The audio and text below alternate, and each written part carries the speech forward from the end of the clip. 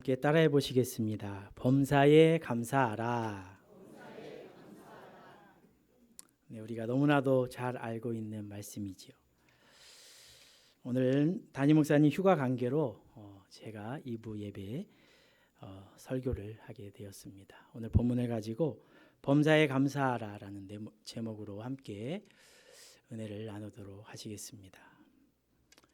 우리 저와 여러분이 읽은 이 데살로니가 전서, 이 책은 바울이 기록한 서신, 그러니까 바울 서신 중에 가장 먼저 기록한 책입니다. 적어도 오늘 설교를 들으신 분들은 바울이 가장 먼저 기록한 책은 뭐다? 데살로니가 전서다. 이건 알고 계셔야 됩니다. 이 데살로니가 전서는 이름처럼 데살로니가 교회에서 일어나고 있는 여러 가지 일들, 예를 들자면 재림관이나 종말관을 가르칠 목적으로 사도 바울이 기록한 성경입니다. 교리서죠. 편지 형식으로 쓰여진 성경인데요. 예수님을 믿는 그리스도인으로서 어떻게 이 세상을 살아갈 것인가를 가르쳐 주고 있습니다. 많은 내용이 있지만 우리가 너무나도 잘 알고 있는 말씀이죠. 우리 다 같이 한번 해보실까요? 우리 뒤에 것만 했는데 앞에서부터 한번 해보겠습니다. 시작. 항상 기뻐하라. 쉬지 말고 기도하라. 범사에 감사하라. 이 세 가지 내용 중에 오늘은 마지막 부분인 범사에 감사하라. 이 내용을 한번 살펴보도록 하시겠습니다. 사실 이 말씀은 교회를 다녀보신 분들은 너무나 많이 들었던 말씀이죠. 그리고 너무나도 잘 알고 있는 말씀입니다. 신앙생활하면서 수없이 듣고 배우는 말씀이기도 하죠. 오늘 찬양팀의 찬양에도 감사와 은혜에 대한 고백이 참 많이 나왔는데요.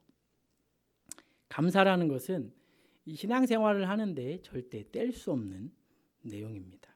그런데 정작 우리는 과연 오늘 말씀처럼 범사에 감사하는 삶을 살아가고 있으십니까?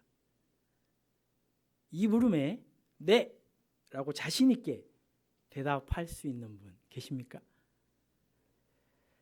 이 오늘 본문인 말씀인 범사에 감사하라라는 이 말씀의 의미를 한번 좀 살펴보도록 할 텐데요.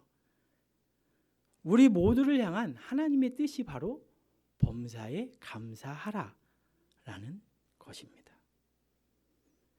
오늘 말씀을 통해서 두 가지로 이 범사에 감사의 의미를 살펴보고 저와 여러분도 다시금 오늘 말씀처럼 범사에 감사하는 삶을 살아갈 수 있게 되기를 소망합니다. 자, 그렇다면 오늘 범사에 감사하라라는 말씀의 첫 번째 의미를 우리 다 같이 한번 자막을 보고 읽어보시겠습니다. 시작. 우리의 감사의 대상은 살아계신 하나님이셔야 한다는 것입니다. 여러분, 오늘 말씀은 범사에 감사하라고 하십니다. 그런데 여러분, 그 감사의 대상이 하나님이 아니라 다른 신이거나 우상이 되어서는 안 된다는 거죠. 하나님의 자녀된 우리의 감사의 대상은 오직 전능하신 하나님 한 분이어야 한다는 것입니다. 그것은 절대 변할 수도 없고 바뀔 수도 없습니다. 세상 사람들은 하나님이라는 신이 어디 있느냐, 눈에 보이지도 않고 내 옆에 계신 것 같지도 않은데 어떻게 우리가 그분에게 감사하고 하나님을 섬길 수 있느냐라고 이야기를 합니다. 그래서 여러분, 이 기독교 이외에 많은 종교들의 공통적인 특징이 뭡니까? 뭐가 있다는 거예요? 형상이 있다는 거예요. 여러분 한번 보세요. 주위에. 어떤 종교라고 말을 해드릴 수는 없지만 돌로, 금으로 형상을 만들어 놓고 그 형상 앞에 엎드려 절하고 감사하고 자신의 영혼을 위해서 빈다는 거죠. 여러분 한번 생각을 해보십시오.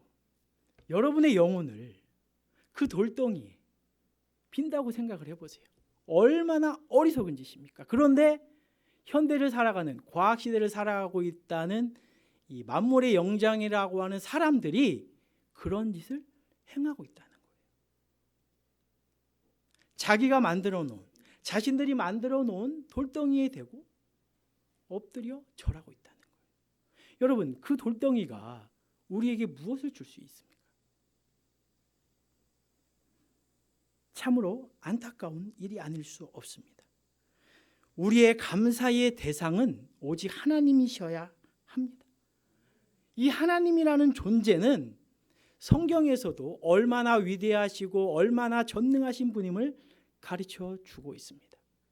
요한계시록 1장 8절에서 하나님에 대해서 이렇게 말씀하십니다. 나는 알파와 오메가요, 이제도 있고 전에도 있었고 장차 올 자요 전능한 자라. 아멘. 우리 인간의 생각과 지혜를 뛰어넘는 영원하시고 전능하신 분이라는 거죠.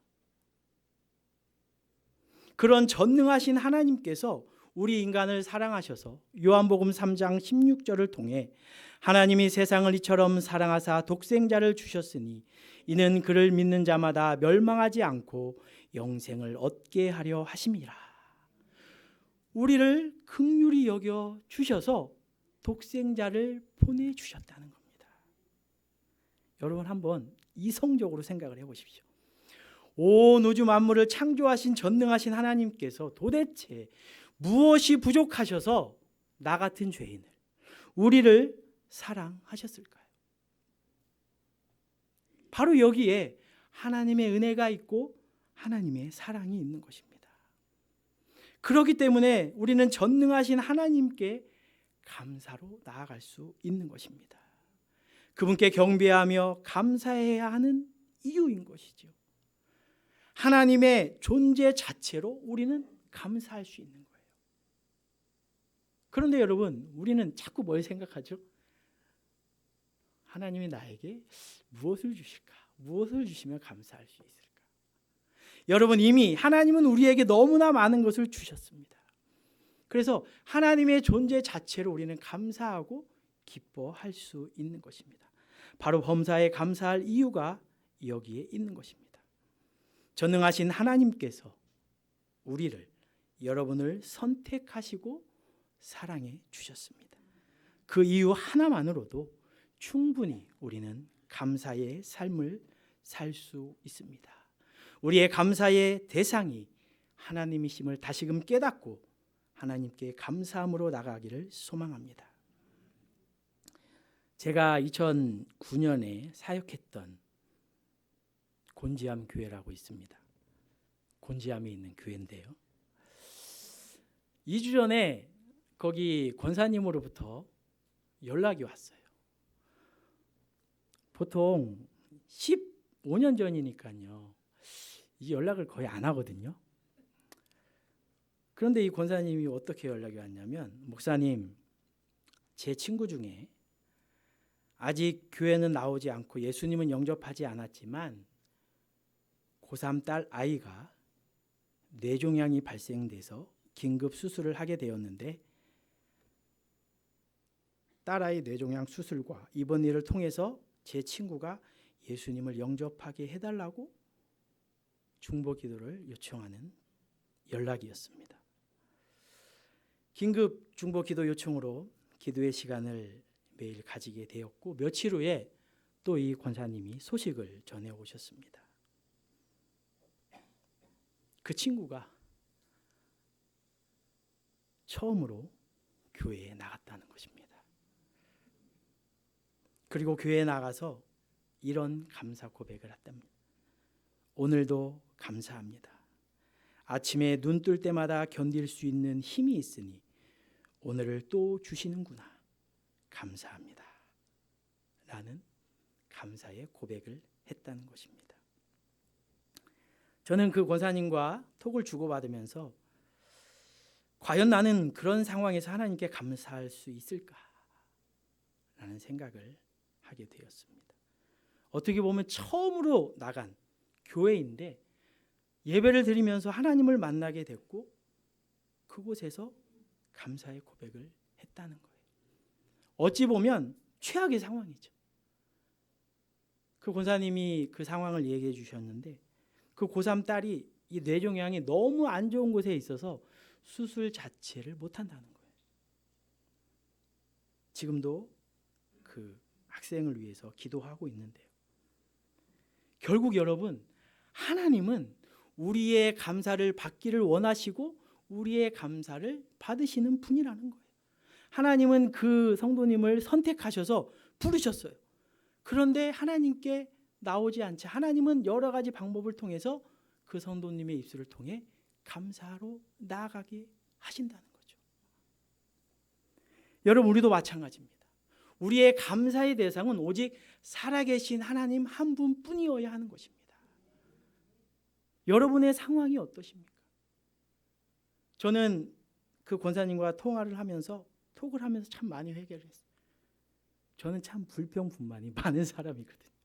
왜 나는 감사하지 못하고 있는가? 그분은 딸이 그렇게 힘든 상황 속에서도 하나님을 바라보고 감사하고 계시는데, 여러분, 오늘 말씀을 통해 우리가 다시금 하나님께 감사로 나아갈 수 있게 되기를 소망합니다. 우리 두 번째로 범사에 감사하라는 말씀의 의미를 함께 다 같이 읽어보시겠습니다. 시작. 우리의 감사는 모든 환경에서 나와야 한다는 것입니다. 그렇습니다, 여러분. 오늘 본문에 범사에 감사하라라는 말의 의미는 모든 상황에 언제든지 하나님께 감사하라는 의미입니다. 성도는 어떤 상황 가운데서도 언제든지 하나님께 감사해야 한다는 것입니다. 여러분, 감사의 뜻이 무엇입니까? 우리 삶에 어떤 일이 일어났을 때 내 마음에 고마움이 느껴진 그것을 바로 감사라는 사전적 의미가 있는데요. 모든 상황에 언제든지 뭘 느끼라는 거예요? 고마움을 느껴야 한다는 거예요. 어떤 상황 속에서도 고마운 마음이 들어야 한다는 것입니다. 예를 들면 여러분 이런 거죠. 오늘 아침에 아마 차를 다들 많이 가지고 오셨을 텐데요. 차를 운전을 하고 오는데 앞에서 지금 예배 시간은 다 돼가는데 한 차가 얼쩡거리는 거예요. 빨리 가지도 않고 피해주지도 않는 거죠. 그러면 우리 청년부 부장님, 그때는 어떻게 해야 하죠? 여러분이라면 어떻게 하시겠습니까? 그때도 우리는 어떻게 해야 한다는 거예요? 맞아요. 그 차를 보고 아이고 고맙습니다 라고 하라는 거예요. 성경은. 말이 안 되지 않습니까, 여러분? 그런데 성도들은 그렇게 살아야 한다는 거예요. 참 부끄러운 고백인데요. 제가 어제 수련회 이제 마치고 집에 갔다가 쉬고 이제 오늘 예배 준비를 위해서 저녁에 잠깐 교회에 왔었어요. 그런데 이제 예배 준비를 마치고 집에 돌아가는데 여기 이제 신내동을 여기 빠져나가잖아요. 여기 엄청 막히거든요. 그런데 갈매 별내로 가려면 1차선을 타면 바로 잘 갈 수가 있어요. 2, 3, 4차선은 신내 IC로 빠지는 차들 때문에 굉장히 많이 밀립니다.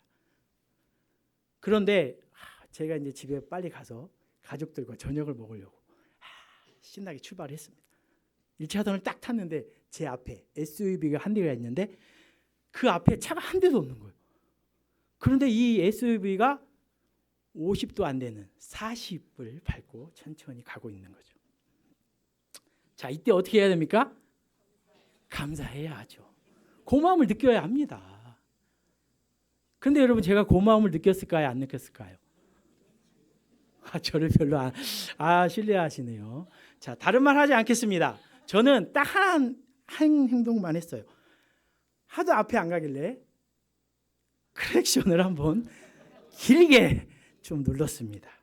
자, 거기에 많은 의미가 있겠죠.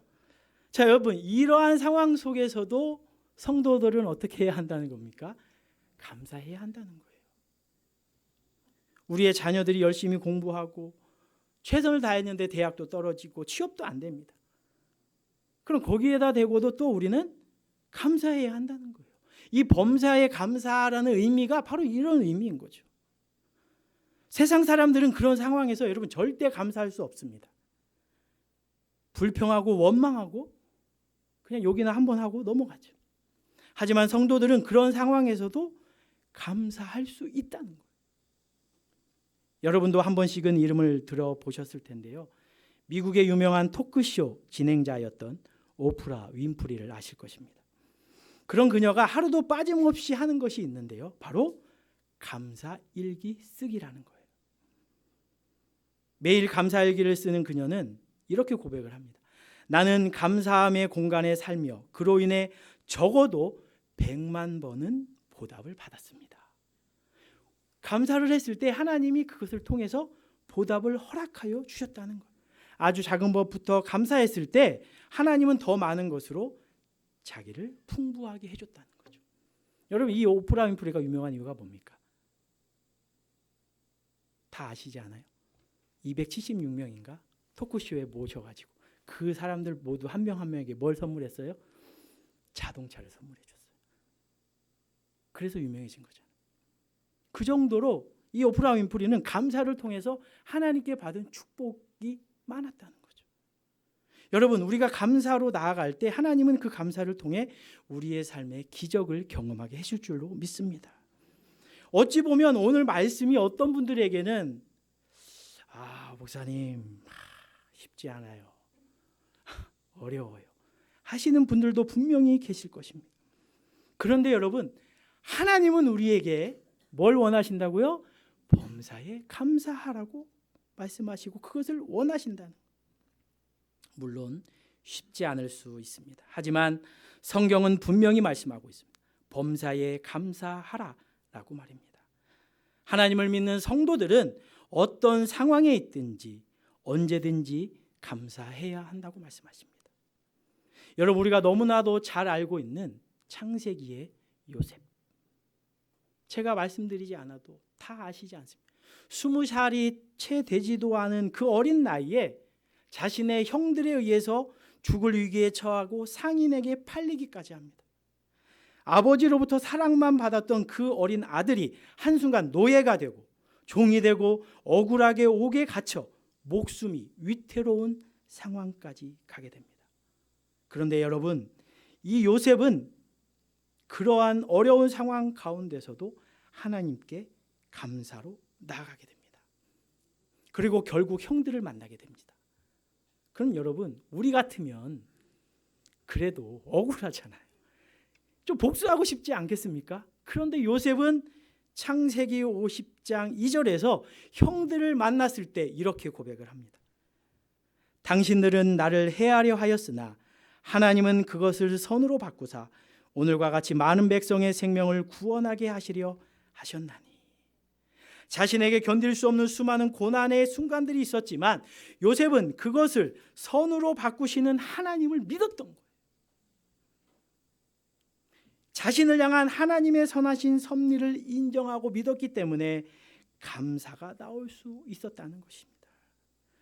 우리가 오늘 본문의 말씀처럼 범사에 감사할 수 있는 것은 저와 여러분을 향한 하나님의 선하신 섭리를 믿기 때문입니다. 하나님께서 얼마나 저와 여러분을 사랑하시는지 그 사랑을 깨닫게 되면 나를 이런 상황에 두게 하신 하나님의 뜻을 보게 되고 감사로 나아갈 수 있다는 것입니다. 우리 옆에 분에게 이렇게 축복해 주셨으면 좋겠습니다. 당신을 향한 하나님의 선하심을 믿으십시오. 여러분, 우리는 분명히 기억해야 합니다. 나를 향한 하나님의 선하신 섭리가 얼마나 큰지를 말입니다. 우리 로마서 8장 28절을 다 같이 읽어보시겠습니다. 우리가 알거니와 하나님을 사랑하는 자 곧 그의 뜻대로 부르심을 입은 자들에게는 모든 것이 합력하여 선을 이루느니라. 아멘. 여러분, 고난 속에 계십니까? 어려움 속에 계십니까? 모든 것을 합력하여 선을 이루실 하나님을 믿음으로 나아가시기 바랍니다. 그러면 나도 모르게 주님 감사합니다 라는 고백이 나오실 줄로 믿습니다. 여러분, 한번 해보세요. 다 같이 한번 해보겠습니다. 주님 감사하세요. 시작. 주님 감사합니다. 우리 한 번 더요. 시작. 주님 감사합니다. 여러분, 백악관을 기도실로 만든 링컨, 이 책을 지은 정광 목사님이 평생 감사라는 책을 또 냈습니다. 물론 이제 오래된 책인데요. 이 책에 이런 내용이 있습니다. 3차원의 감사. 감사에도 수준이 있다는 거죠. 여러분은 몇 차원의 감사를 하고 계신지 한번 들어보십시오. 첫째는 1차원의 감사랍니다. 이거는 조건부 감사. 만약에 내가 다른 사람들보다 더 잘 되거나 더 많이 가지게 되면 주님 감사하겠습니다. 여러분, 이 감사는 다른 사람과 비교를 통해서 형성된 감사이기 때문에 불평하는 어린아이의 수준의 감사라는 거죠. 자, 두 번째는 2차원 감사가 있답니다. 이것은 무엇을 받았기 때문에 그 일부를 떼어서 드리는 감사라고 합니다.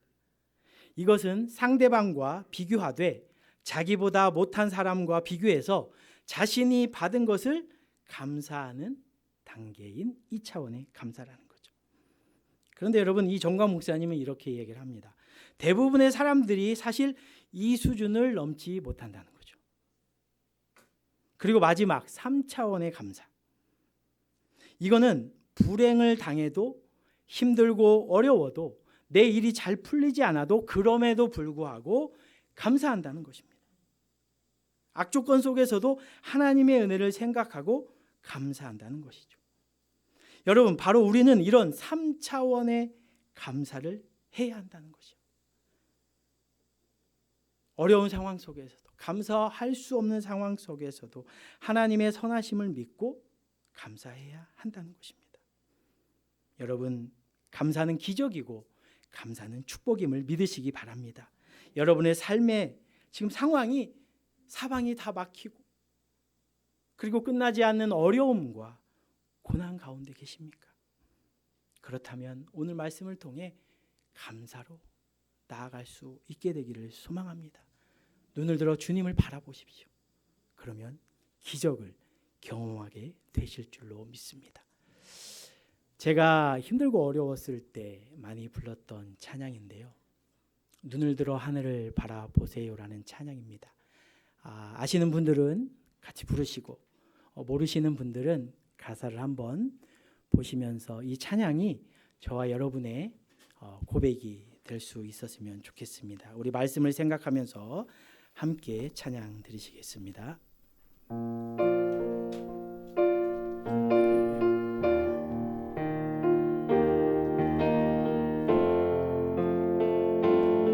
사방이 가로막혀 절망하시나 사방이 가로막혀 절망하나요 눈을 들어 하늘을 쳐다보세요 여러분을 사랑하는 하나님께서 해결해 주실 여러분 하나님은 여러분을 향해 선하심을 계획하셨습니다. 지금 당신이 먼저 해야 할 일, 하나님이 하신 일을 인정하면서 모든 것이 합력하여 선을 이룰 줄 믿고 딱 고난 중에 계십니까? 질병 중에 계십니까? 믿음으로 고백하십시오. 아무것도 염려하지 말고 오직 모든 일에 기도와 간구로 너희 구할 것을 감사함으로 하나님께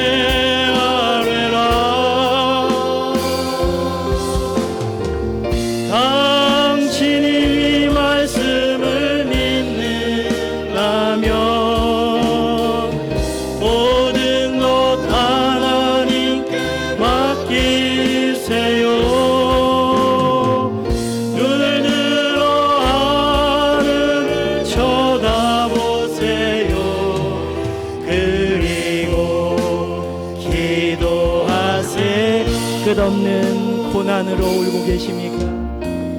끝없는 고난으로 울고 있나요? 눈을 들어 주님을 바라보세요.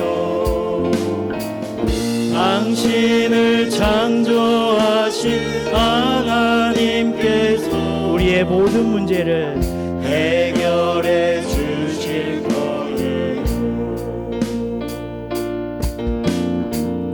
지금 당신이 먼저 해야 할 일,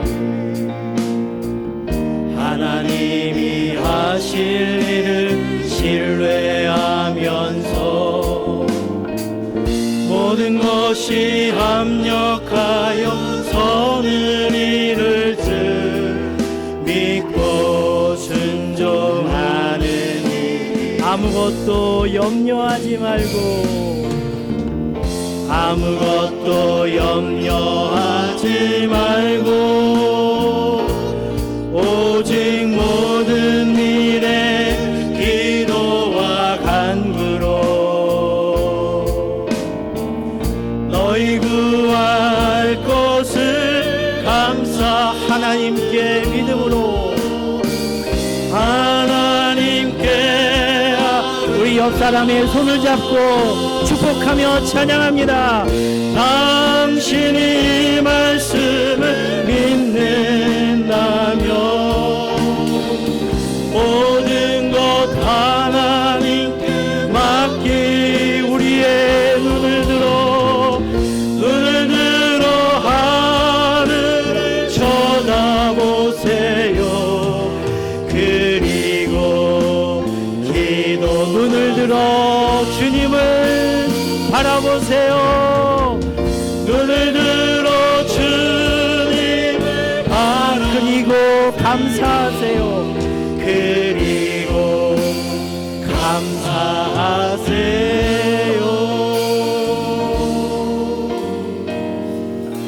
여러분, 설교를 마치겠습니다. 지금 이 자리에 나와 있지만 인생의 어려움으로 사방이 가로막혀 절망하고 있으십니까? 끝없는 고난으로 울고 계십니까? 자녀의 문제로, 남편과 아내의 문제로 아파하고 계십니까? 내 생각과 내 뜻대로 흘러가지 않은 인생의 어려움 때문에 눈물 흘리고 계시다면 모든 것을 합력하여 선을 이루실 하나님을 믿음으로 감사로 나아가시기 바랍니다. 분명 우리 하나님은 여러분을 너무 사랑하시고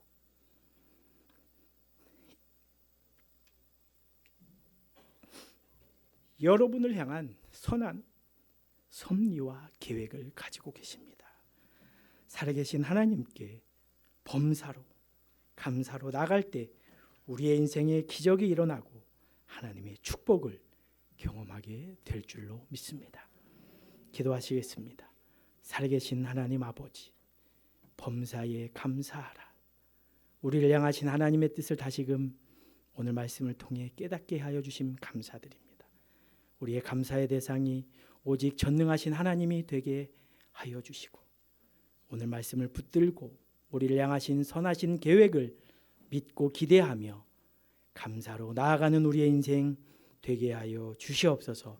감사드리옵고 살아계신 예수님의 이름으로 기도드립니다. 아멘.